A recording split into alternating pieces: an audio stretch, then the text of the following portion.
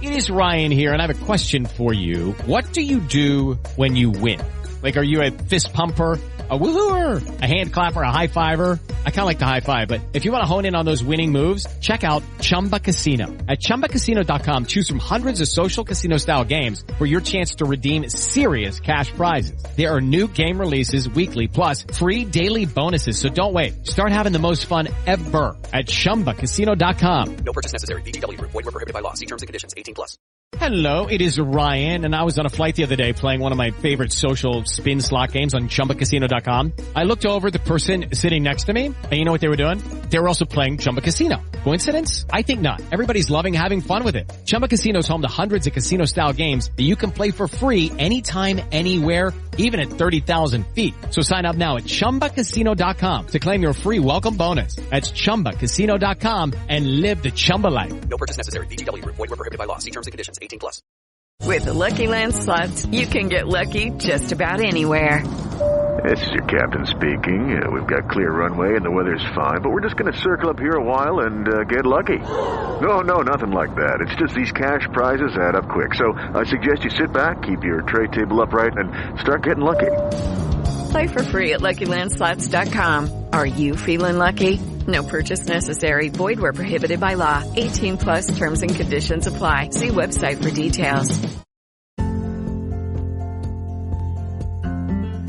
You're listening to the RAP podcast, the Welsh Regional Rugby Appreciation Pod, where we try to cover all the important issues on and off the field in Welsh Regional and National Rugby. If you'd like to get in touch with the show, all of that information is at the end, so you'll just have to bear with us and get to that bit. In the meantime, enjoy this week's show. Hello and good evening to this week's RAP podcast, and joining me as always is the happy crew. We've got Reece, Jamie and Carwyn. How are we, gents? Good, thank you. Thank you. All good, yeah. And joining us, another special guest this week. We're doing rather well with special guests. It must be something to do with the time of the year. But special guest this week is Chief Executive of the Scarlets, Simon Muderack. Good evening, Simon. Yeah, hi guys. Thanks for having me. No, thanks for coming on. Yeah. Are you only on here because David Buttress did it last week and you're not having any of that Dragons are better stuff? No, I'm only on you because you asked me. Good answer. Good answer. Yeah, so thanks for asking me. Obviously, after you asked me, I was aware that David was on here last week, but yeah, I think maybe he knew what was coming because I think he chose a time to come on before the week really started. If you get my drift, Yes, you timed it. yeah. If you're Plausible deniability. considering we did that 7 days ago, it's been a long 7 days. There's been a lot of stuff happened. But before we get on to all the fun and games that is Welsh rugby, how was your weekend watching the Scarlets on Friday night? How did that feel? Yeah, it was great. I mean, look, in any normal week, doing a podcast with you guys on a Monday, we'd be talking about what was really a very good victory against the Bulls, and the fact that Ken Owens is captain in Wales against the number one team in the world on Saturday. That's what we'd be talking about. We're probably going to talk about that for 20 seconds and then move on to other matters. But in all seriousness, I really enjoyed the game. I always thought we were going to win, and that may sound arrogant because clearly the Bulls had chances to win it in the second half. But you can see, a resilience and a desire to work things out amongst the squad, and this block of games has been very good for us. We've had a tough season, but 7 out of 8, and obviously, some of that was Europe, or a chunk of that was Europe. A loss, unfortunately, against the Ospreys. Which does put a bit of a cloud over things. We'll skip over that one. And I think, a number of things coming together. Defence has been tricky for us over the past couple of seasons. It's taken a while to click this season, but you can start to see that coming together. And I also think, some of the attack as well. Was really happy for the team, the coaches, and the staff around the club, because, the last couple of years have been tough. They have been tough. I mean, running rugby clubs over the past couple of years has been really tough. We're 20% headcount down in the non-rugby staff department, right? And there are lots of things that we'd like to be doing better. We just got no bandwidth. The coaches have come in, significant changes in the coaching team. Dwayne's our fourth, or depending on how you count, maybe fifth new head coach within a relatively short period of time. It's been really good to see some of the youth come through. So some of the local boys, I think, probably for all rugby clubs, but maybe a little bit more so than for others. For us, down west, for the Scarlets, that sense of purpose and belonging, is really, really important. And you can see that in the crowd, the local supporters of the boys from the region, from all over the region.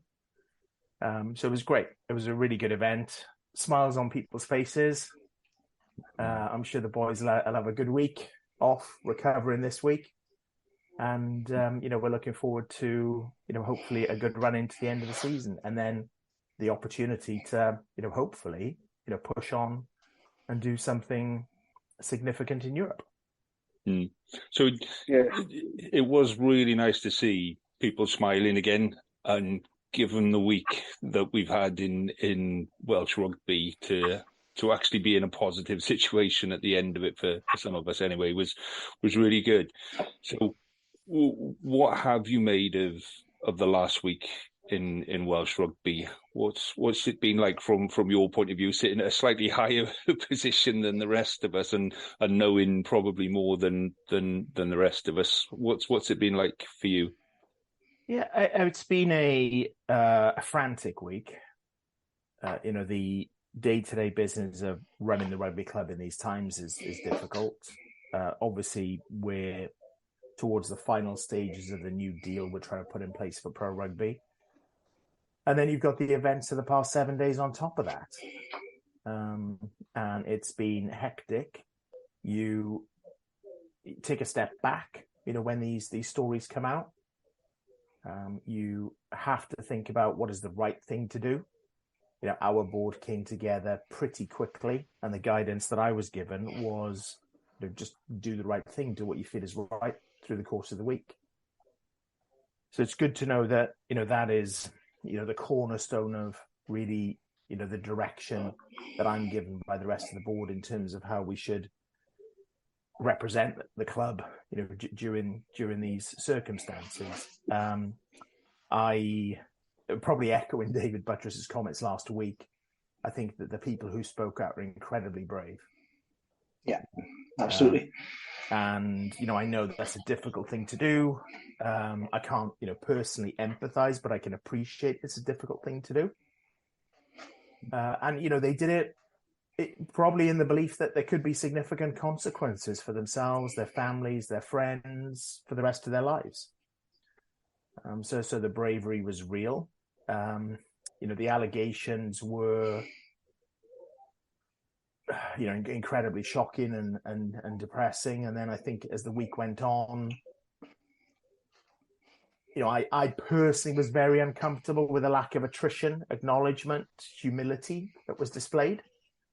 Yeah, I think to be fair to some others in the union towards the end of the week, I think that changed. And it's really, really important that response did change, and that the response, not only does the narrative need to change, but actually the genuine sentiment underneath it needs to be there as well. But I think in the world we live in, ultimately the truth will get found out.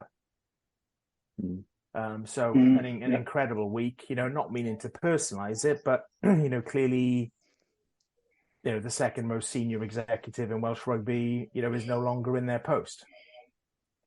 If you consider the chairman as ultimately the executive of last resort, then the second, most important person, is no longer in their post. So now the key is to follow up correctly. So thoroughly, transparently, genuinely, and to take action. And I think there's a real opportunity as well as a serious responsibility.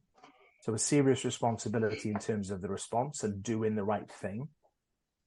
And then a real opportunity to use that right thing to take the game forward in Wales for the next 125 years. Yeah. Yes, absolutely. So, Jamie, you were going to ask a question that kind of follows on from what Simon was saying there, really. So, go on, you crack on, mate. Yeah, it does follow on from what Simon was just saying. So the WRU have appointed a task force to look into these allegations of sexism, racism and misogyny. But how confident are you, Simon, that the WRU can clean up this act and change this culture? And what lessons do you think could be learned from all of this? So I welcome the task force. You know, I've seen some of the names that are involved in the setting up of the task force. So I can't give a view of confidence today, but the things that I would expect are the right people are put into the task force. It's got teeth, so proper terms of reference. But what I mean by that is it's just got the power to dig deep and get to the truth of matters. Whatever they do, we all need to know. Yeah, absolutely. Right? Absolutely, yeah. And I mean page 1 through 999. Clearly, if there are some personal things in there, maybe for some of the victims of the allegations that just wouldn't be appropriate to show. I completely respect that. Yeah. But I think outside of that, everything needs to be transparent. And the recommendations, I'm assuming there will be recommendations, either need to be followed through or justification for why they're not followed through explained. The tricky thing is, I think all of this needs to be done in short order. And this is potentially a pretty in-depth undertaking. So how that gets juggled, or maybe how it gets phased, needs to be managed. So the key is good people have got to be put into it. It needs to have teeth, and there needs to be transparency and action. Yeah. So lovely. Thank you for that. So, following, I mean, this is obviously going to have a lot of effect on the WRU and a lot of people changing and round and what have you. And the agreement between the WRU and the regions has taken like forever as it stands. So, is this going to now further damage? We had Nigel Walker talk about it on Scrum 5, and David Butcher said that things are in place and we're progressing last week. So, but is this going to have an effect on it? Is it does that one person go in have any effect on the agreement and what's going to happen if somebody now comes in and says, I want to change things? Where does that leave us? So what's your understanding of where we are on the agreement and how this will affect it? So we did sign a heads of terms on the agreement a week ago Friday. I think Nigel referred to it as weeks ago. Scrum 5 yesterday, it was specifically a week ago Friday. We were close on the agreement, with a few significant issues still to be resolved. This is now all down to the will of people to resolve these issues and to come to an agreement and to attempt to move forward. I do think there's goodwill there. We do talk an awful lot about process and governance, and those things are meaningful, but you can't hide behind them. If you get a group of people in a room that want to get something done, you can get things done. And that I believe is what we now need to do in order to move things forward. It's been widely publicized, the challenges around player contracts and the stresses that causes people. That applies to coaches, that applies to the staff in the back office of the club, because if you think about a rugby club, a professional rugby club, 50% of the overhead base are the players. Everything else follows suit. When you look at your budget for the year, you start with your playing squad. then you layer in your coaching squad, then you layer in your rugby operations, then you put in your pathway, your academy, your development. Then you put in your non-rugby team. And what's left are really your cost of sale overheads for things like food and beverage, or in our case, the running costs of the stadium and some debt servicing. But you literally go through it in that order. Mm. So it affects how much money we've got left to spend on a box of pencils. Yeah. Those contracts underpin everything. Mm. So we've got to get those done as soon as we possibly can.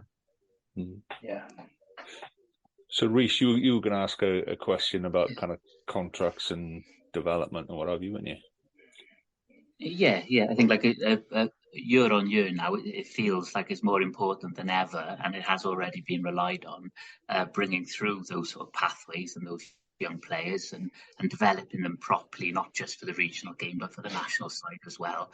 And do you feel the pathways we have, firstly, are fit for purpose and are bringing through? Because there are, I'm a big Cardiff fan, apologies. But a lot of good boys coming through at my region, and I can see the same happening at Scarlets and indeed all our regions. But you feel that first is the pathways fit for purpose and the development of our regions, and second, what could more be done to sort of nurture that to further lead to more stronger regions, I guess. Yeah, so I'm not qualified to break it down into detail. But what I would say is I believe we can do more. And it's an area that we need to increase our investment in. So ironically, even as player budgets were to come down, and in all likelihood they will, in the world of rugby as a whole, they're coming down. The one area where we need to almost double down is in that pathway. It's really, really important. And again, back to that sense of purpose, that sense of belonging. I'm a rugby fan, but I'm not a pathological one-eyed Scarlet. Scarlets is my team. Don't get me wrong. Leave that to Lee. Yeah, that's me. Honestly, my dad was a coal miner up in Canidra. So what I love about the club is the sense of aspiration and the belonging. Right. So I love the fact that boys as it is now, and women in the future, can come from humble backgrounds, go out on that field of dreams, and project themselves onto the world stage. That's what I love. And, I love the Sam Lousies and the Via Fafitas and the Calabafonis. But no disrespect to them, I probably love some of the local boys a bit more. Because I can relate to them, and I think we in the game should do a better job of projecting their stories. Because they're good stories. We should talk about their communities. And it's really, really important for us. And just a sort of a benchmark too. So if you look at a Premiership rugby squad, and the Premiership's got its own challenges, right, which are well publicised. But a Premiership team in England will have a squad, let's say, of approximately 36 players, first team players. In Wales, we're carrying squads of approximately 44 at the moment. Now, at the Scarlets, our transition group is about 9 players. In the Premiership, they've got an average of about 16. Okay. Somebody like Louis Liner, 2 seasons ago, got pulled up towards the end of the season into the Harlequins first team and played a couple of blinding games to help Harlequins win the league. We need to build that next layer down. And one of the challenges we've had in Wales is, we've gone year to year with our budgets. What we're now trying to do is put in what at the moment is a 6-year plan. And when you've got the ability to plan years ahead, you can afford to make investments. When you live in hand to mouth, and you typically not agreeing your budget numbers for the next season until, under my tenure, it's sort of May, June, or even retrospectively into July. By definition, you're only looking at this season, so you're not able to plan. Yeah. And the transition group is really a 3-year sort of prediction. And the academy underneath that, is a 4 to 6 year prediction for the future. And, we've been guilty at the Scarlets in the past, and quite correctly, of filtering people out early on because we didn't want to take the risk. We're talking about a relatively small risk. Or we had limited budget to take 2 or 3 players in a particular position. But in the long run, it's really good business. So, there are inefficiencies in the way that we've been funded, are funded, and by definition, how we've had to run our businesses. So, whatever's ahead, and there are some challenges in the game of rugby as a whole, I am looking forward to us becoming more strategic and being able to plan further into the future. And I think, you guys and, the fan base that you represent, you're really important in terms of, helping us with that story. Because, we're going to have to go into our communities. We're going to have to look into the future. Some big names are going to leave the game, as they've already started to, or at least our game. So it is about, building a story around what do we stand for? Where do these players come from? What are we doing for our communities? And how are we going to grow and invest and develop in those people over time? Yeah, thank you. Yeah. With that in mind, then, so a lot of the questions that come from Scarlet supporters at the minute is kind of, who are we losing? I mean, a couple of boys have announced they're leaving Cardiff, Newport are going through it. Ospreys and ourselves have pretty much not heard anything of anybody. So how concerned are you that we're going to, are we having a fire sale at the end of the season, sort of a thing?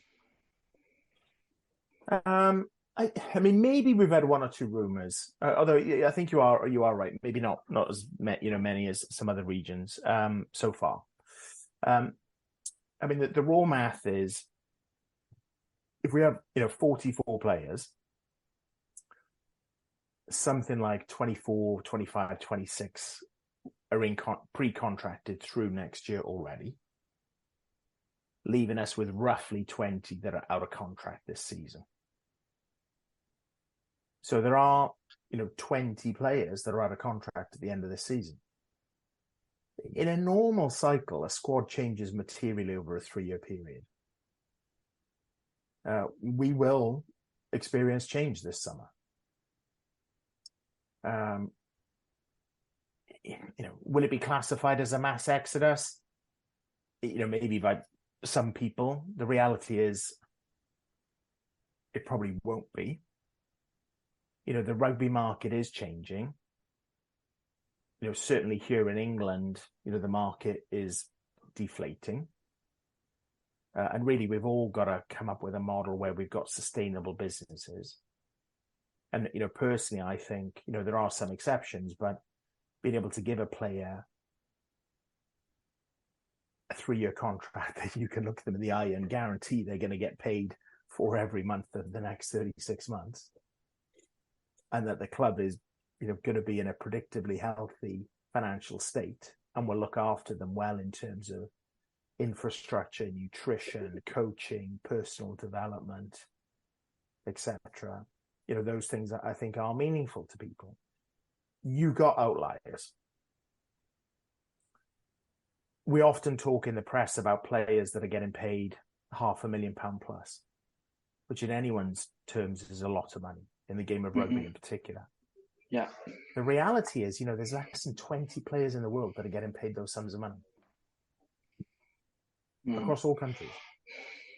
When you're talking about, like, you've got those contracts that have gone out to the players within the squad already, which is fantastic.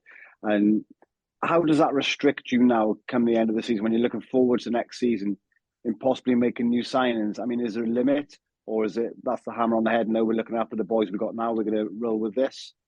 I mean, what's your view there? Yeah, so to be clear, that those were contracts that were done last year, that multi-year contracts. So players that are contracted through next season, indeed in a couple of cases maybe through the season following.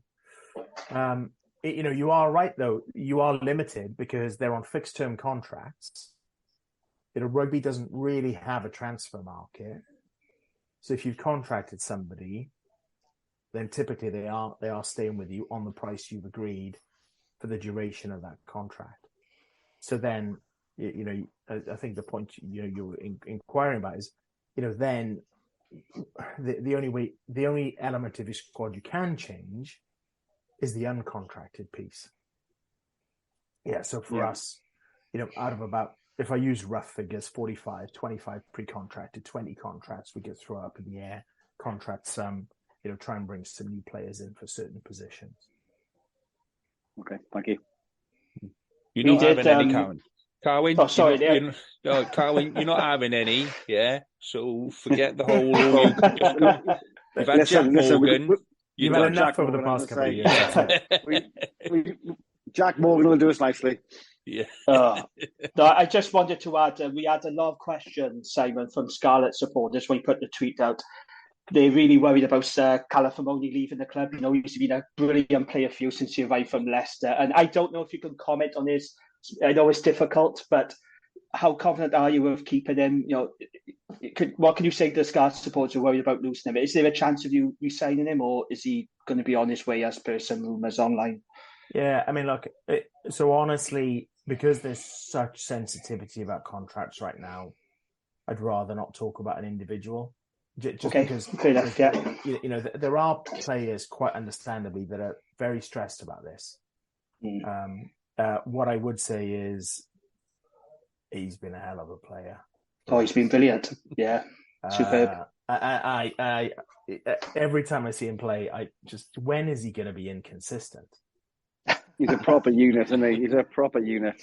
And he's a really nice guy. And he's, he loves the club, and it's amazing. The Islanders, I try and sit behind the boys during the game, behind the bench, so I can get a bit more of a feel for the vibe and how they go in. And, it's a really good barometer for how the game's going.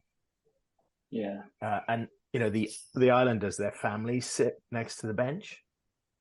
And those boys, they're like, I think in the Scarlets, all the players hang around and mingle with the crowd. But honestly, the Islanders are the last guys out of the stadium, just signing autographs. The kids love them. As I was walking up from my seat into the lounge, there was a dad with two boys, and he said, "Oh, boys, look, those are the superstars." Oh, fantastic. So you need those guys. And, the rest of the squad loves having them around. He's a big fan favourite, isn't he, Simon, down there? I think fans would be disappointed if he left, unfortunately. So fingers crossed. Yeah, big juggling act, this year. And also from a player perspective, particularly some of the boys that are getting a bit older, you've got to respect if they make a decision, which is more maybe family oriented. In terms of maybe if they've only got 1 or 2 seasons left in them, they can't ignore paydays or maybe opportunities to give their families one final life experience before they go home. What will be, and there will be some disappointments this year, but also there'll be I think it's a really good talent coming up, and we're building a squad. We've had a tough couple of seasons, but one of the positives about it has been, some of those young players that we blooded who, if you look at Friday night, you're now starting to see hit their straps. They become different physical specimens. And, mentally and emotionally, they become, it's been amazing to see them develop. Well, Dan Davis is absolutely on fire at the minute, isn't he? He's it's a shame it's in the middle of a golden period for open side flankers, but he's having a hell of a couple of weeks, isn't he? As a former fat boy myself, I was impressed with Matthias, the young prop, and I thought he fitted it well to a massive Bulls front five, Yeah, massive front five. They're huge. Massive. And, Kemsley and some of the other props, these are still young men. Yeah. You were saying that like about Rhys Henry last weekend. He looks about 40, but he's only 24. That's the way he plays. You're just angry because you look 60 and you're 30. Well, yeah. That's from knowing you too long, boy. So, can I just ask a question, Sam, about the obviously there's been a lot about the women's game in the press over the last week, and not really seen much about Scarlets ladies so far this year. Is the team running this year, or where are we? I've seen the under-18s are playing, under-18s girls, but nothing about the ladies. Oh, I mean, look, the women's game as a whole, I genuinely feel is a massive opportunity. You know, I live in London, so I'm actually sat in Richmond right now. You know, my local rugby team is Harlequins. And you know they do a really good job with their women's team when they schedule the fixtures. You know, they do double headers. When they do the big game, it's sort of a curtain raiser. It's a really good standard of rugby, and I think, you know, when they do the double headers or the curtain raisers, I think it changes the dynamic of the crowd, the makeup of the crowd, and you know, changes the day out, which I like. You know, I've still got 3 young kids. You know, my wife would typically come with me, you know, to a rugby game over there. You know, you're still going to have a couple of beers, but I know it's a bit more spaced out, a bit more, you know, respectful. You know, that you're there for a big day, and it's, you know, it just feels more relaxed and more fun. I really enjoy those days out. I mean, I think back to the 2015 Rugby World Cup, which has fond memories on many fronts. But, you know, for me, that was the first time I'd been to a rugby game where a significant proportion of the crowd was either female or family. And I really enjoyed it. And until I'd, you know, gone to the World Cup, to a couple of games, it hadn't really clocked to me how, you know, male other games were. Now I think the whole game has moved on since then. But a surefire way to change that is, you know, to develop and advance the women's game. I think in Wales as a whole, you know, we need to come up with a solution. You look at, you know, up until recently, Worcester and Bristol, their squads are riddled with Welsh players. Yeah. And we need to find a way to give them a performance environment in Wales that can satisfy them. There's lots of opportunity. It's undoubtedly an area that, you know, we need to upgrade, and we personally would very much like to integrate into the whole club. Yeah, I think I bring in a whole new level of fans as well. You know, not just for the women's game, but for the men's as well. Yeah, I think it will work both ways. I think it's positive going forward. Yeah. You look at women's football. You know, it's been really strong over the past number of years, and success in the women's football game, you know, brings fans into the men's game, you know, as you've said, and vice versa. So it all plays off each other.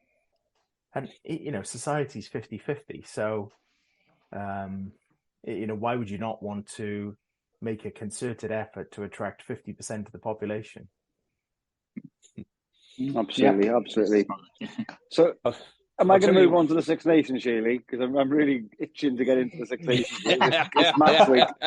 I was going to share with you the last time I took my wife to watch a game, which was a Scarlets game, and you think explaining the offside rule in football is difficult. Try explaining the offside rule to your wife in rugby, and why someone is offside and isn't offside, and the difference between offside in a line out and in a scrum and in a kick and all of this kind of stuff. And it was a difficult hour for me with it. At the end, she got it, but it was a hard slog. But she's coming back. Hopefully, I can get her up to see the European fixture anyway. So, yeah, go on then, Carl. Go on, because you're dying to talk about the Wales setup. Go on. I am. It's very important. I was doing my sneaky sneaky squirrel bit today down the Vale there, as I happen to be in the area. But no, obviously it's great to have Ken Owens there as captain of Wales. But what's your thoughts on the Wales squad that's been selected, and who do you think they'll select in the key areas of centre, back row, obviously to name the two there, and have you got buttress tickets yet? Yeah, I mean, again, I'm not sidestepping the question, but as I explained earlier, I'm not a massive pathological rugby fan. Now, let me explain that. I love the game. I love watching the game, but I have not debated in arm wrestles with people over the past couple of months about the back row for Wales. I think what's great is we're in a position where we got choices. Yeah, and I think those choices are down to game plan. And, the other thing is, having been involved in the club for the past couple of years, you get to know the stuff, you don't publicise, but the little knocks, the little niggles, the underlying injuries, maybe even sometimes the issues that are going on at home. And these things do factor into selection. If somebody's just fatigued, right? We talked about Dan Davis, who had a phenomenal game on Friday. Phenomenal game. I mean, he drained his tank, right? Yeah. He playing so physically against such a physical team. He was never going to make 80. And that's not because he's not fit, because he's fit. And it's not because he's not strong, because he's strong. So those things come into selection quite a bit. Very happy for Ken. Yeah, good moment for the club. That's Simon, isn't it? Wales captain. Good moment for Ken and for the Scarlets. Yeah. And having seen what he's put himself through and what he's come back from over the past 12 months. Yeah. He's had some dark moments. He's talked about this. I'm not talking out of school. And he's had to work really hard. And, he's had some questions as to whether this was going to come together. And then he comes back into the club and, for the past, 2 months, he's almost been, top performing hooker in Europe, you could maybe argue. It's like he hasn't been away, really, isn't it? It's unbelievable. Yeah, fantastic. And he's jumping out of his skin. He's great around the environment. And, he's got a child on the way, in the middle of the Six Nations, and I know he's very strong on family and he's got, good family set up. So I know he'll, be able to enjoy that as well. But really, really happy for him. Not a long list of Scarlets in the squad, obviously, compared to, what we've seen in recent seasons. Clearly a good number of Scarlets in the under-20 squad. And these things are a bit cyclical. But, I'm actually looking forward to the Six Nations. Massive, massive game out of the gate on Saturday. Yeah, absolutely. And we'll all know after that, what trajectory we're on. What's your prediction for the Saturday? Rugby's a dangerous topic for me to have a view on, but I think Wales stand a good chance. I'll take that. See, the bit I'm looking forward to is watching Ken sing the anthem, because you can get a feel for how that game was going to go from the anthem, and seeing how he normally sings that anthem, and then you put in everything else that's going on, and then you make him captain. There's going to be people outside the ground that are going, "Okay, Ken's singing. I can hear Ken." He's going to absolutely belt it out, because the guy's got a lot of pride. He's got a lot of, I've met him a couple of times, and he seems massive on the telly. And then you stand next to him, and he's quite short, and all that kind of stuff. And you think he's a lump, though. Yeah, he's got a heart on him that's kind of, he's just everything about him just screams passion, doesn't it? Yeah, and full of oil. Yeah, and hell of an engine, right? Yeah, absolutely. He's he's an 80-minute player at the moment. Yeah. Which is not great because normally at 60 minutes a hooker will come off and the next one will come on. So if you're sitting on the bench and you're going like, "Oh, this is great. I'm gonna get it on for the last 20," and then I got Ken Owens and 79 minutes, and you're looking at your watch going, Yeah, maybe not today. Like, Maybe sit this one out. yeah, I'll let him have that one. So, we had loads of questions that came in off Twitter, Simon, and we haven't got time to go through them all and all of that kind of stuff. But I guess the overarching thing is where does Welsh rugby go now? Not just the WRU, not just the regions, but everybody as a whole. It's become quite kind of split and disjointed and what have you over the last however many years. Yeah. So where do we go from here? Who takes us forward? How do we go forward, and where do we go? It's always been a bit of an enigma to me that the game is so divisive, or the different aspects of the game. I mean, if I look at it simply, you've got the national game, you've got the pro game, you've got the community game. Now, rugby is a participation-based sport. So anyone who's involved in rugby has tasted it, played it, got a close family member who's involved in it. It doesn't really attract the casual sports fan. So, by definition, the whole game is underpinned by the community. I think there should be a clear path from the community through into the pro game. And I think, the Premiership is really important there. Living in England, and there are challenges here in England at the moment that are well publicised. But, the Championship games I can go and see at Richmond, those are great games. Those are good days out. Yeah. And that does provide a meaningful layer of competition and also connectivity to the Premiership. Not every Premiership club, has got that figured out, but certainly around here that works, and that works well. Clearly, the aspiration is the national team. That gives us national pride, massive days out, some tremendous overseas trips, and then ultimately, hopefully some of those boys and women in the future will then go on to represent the Lions and, almost give us global recognition. And then you got the pro clubs in the middle. Now, for me, when I go to the Scarlets, that to me is a very different product than when I go to the Principality. Yeah. You're right on top of the action. It's incredibly intimate. You've got, players from your community. It's probably more of a family experience. You bump into people from your community. And I like that product. To me, it's really appealing. I enjoy it. I find it very comfortable. I tend to find myself, just hanging around for a couple of hours. I really, really enjoy it. And, all aspects of the game, those three cornerstones, need to work together because they all feed off each other. In order to make it work, I think, we need strong leadership. Yeah. And non-divisive leadership. Absolutely. That looks into the future, but also deals with the here and now. And gives us all some oxygen back, in order to get on with the running of our businesses, our clubs. We talked about the deal earlier. That process, actually kicked off in April 2021.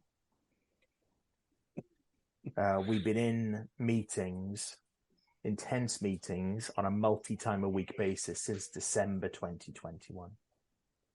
I've never been involved in a business where the value of time is so disregarded.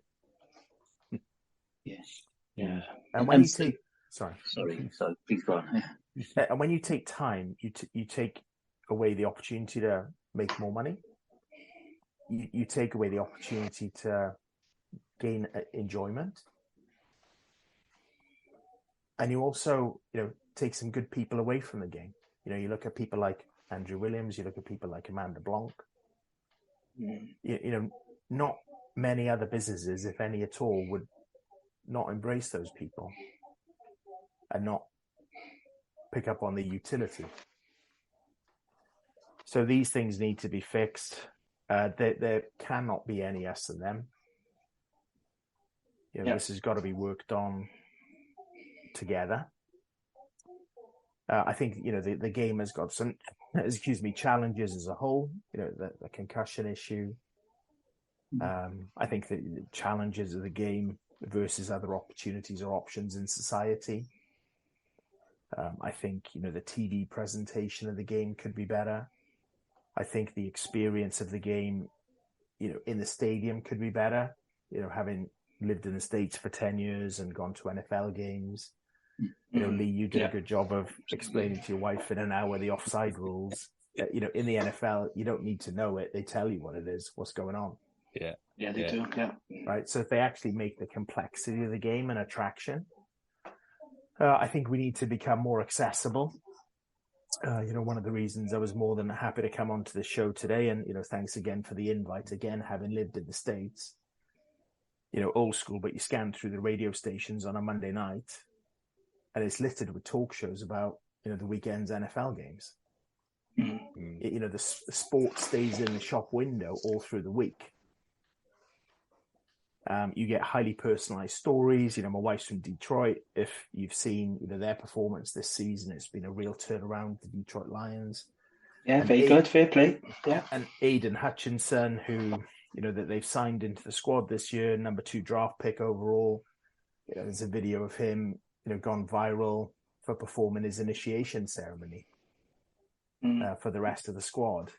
Those types of things, we maybe don't do so well in rugby, right? But they're important. You look at what Netflix have done with Formula One. Somebody try and tell me that Formula One is a more engaging, more entertaining sport than rugby. It has bigger character. We all know it. Oh, the case, right? Yeah. But at the moment, that's how it would come across. So I think there's lots of things to work on there. There's the global season. Europe has lost its way. Needs to be reimagined. Rebirthed. I mean, it was, almost the highlight of my life. Going back, what was it? 20 odd years ago. So that there's, some work to be done there to bring that back.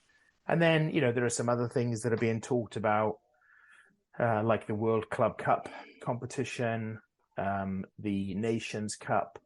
There are big things coming in the game that will help transform the game. We need the leadership and the decision-making, i.e., devolved decision-making. You've got different boards. They need to have powers so they can, get on push with. it. Yeah, they can, they can get on with what they need to get on with. There's not much point in having a board if everything then needs to get approved by another board. You just agree, this board does this, these 2 boards do this, and you get on with it. Yeah. So, it starts with leadership and the ability of those leaders to make decisions, within frameworks, to be held accountable. Yeah.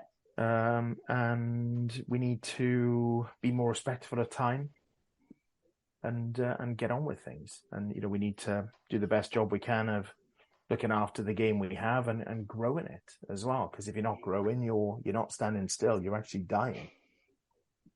And So that's we've got to grow. To pick up on that, just to say, is like there's an old-fashioned belief system, isn't there, that like Wales will always attract like a full stadium, and the game is our national sport, so will always be popular, sort of thing. There seems to be a very frustrating view that, even though the FAW and so forth, you mentioned earlier about the women's football game and stealing marches, that the leaders that we have in place at the moment are just sat back going, well, Wales loves rugby, so that will always be the case. And when, lots of other sports are sort of incrementally gaining ground.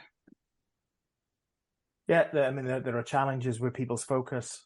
If I look at my kids, so, rugby's maybe 3rd or 4th on their list of interests. And they love coming. But, they won't come to the, 11, 12, 13, 14 home games, that I'll go to. They love coming to big occasions. So they want to come maybe 3-4 times a year and have great days out. we're all focused around rugby, right? I'm not a big believer in let's turn the stadium into a circus. I think certainly for us as a club, what we do starts and ends with what happens on the pitch.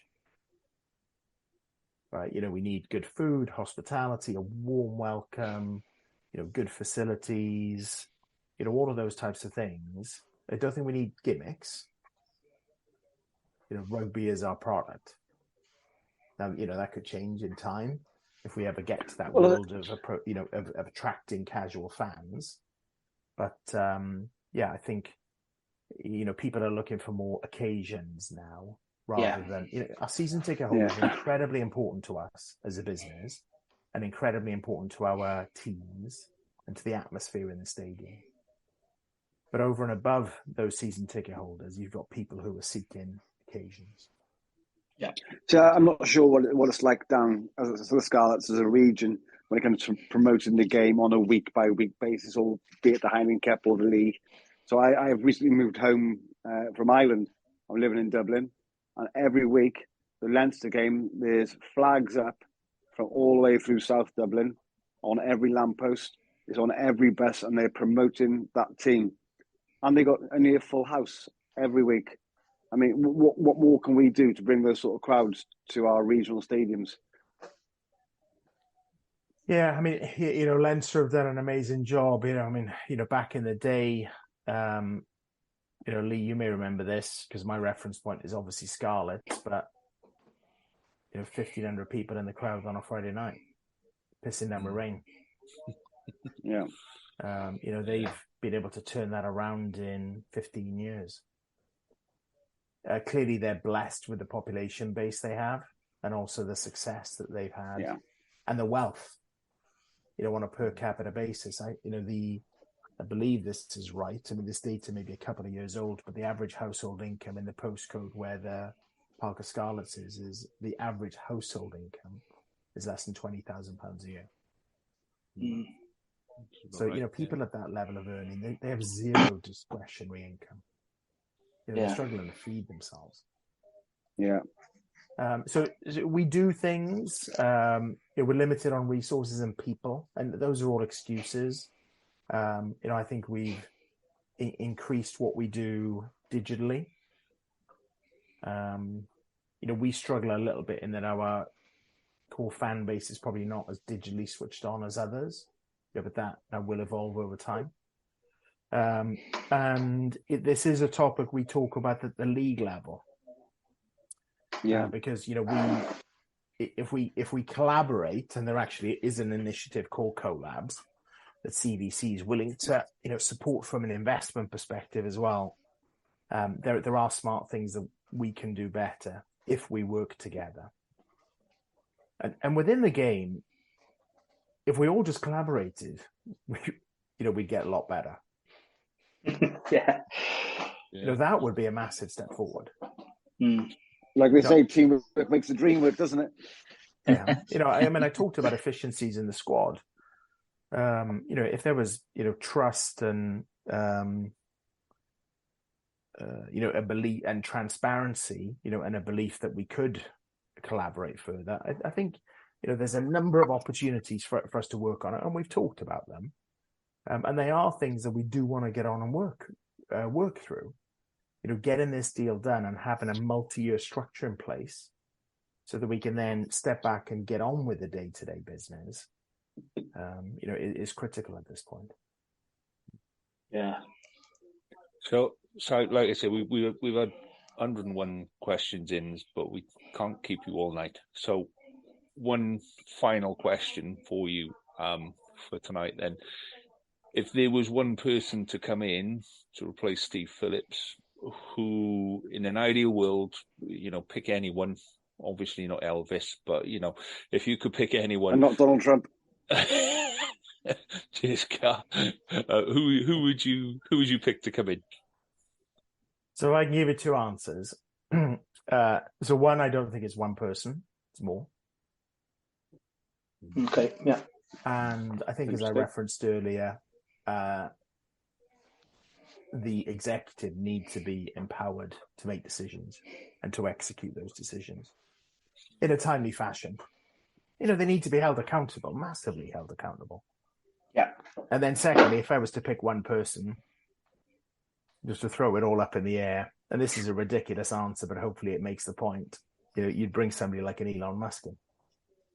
I wasn't expecting you to say that. No, I wasn't. I thought you were going to say David Buttress. I did.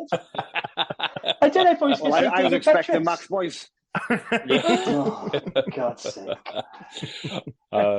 Simon, on that note, I thank you very much for your time. I appreciate you're a very busy person, and we're very grateful for your time this evening. It's been a pleasure chatting to you, and hopefully we can do it again in the future at some point. Yeah, so, thank you very much. Thanks, guys. I appreciate your time, and thanks for everything you do. This is a really important part of the game, and thank you for your time. Thank you, Simon. Really appreciate it. All right. Thank you. Evening. Thanks. Bye. Thanks, all the best. Bye-bye. Cheers. Bye.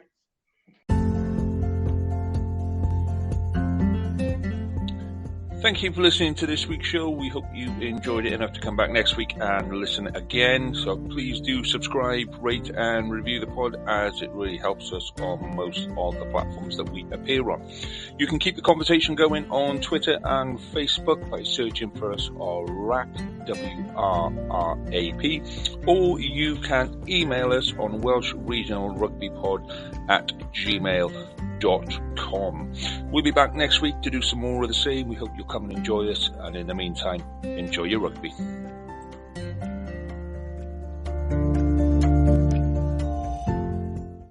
Sports Social Podcast Network.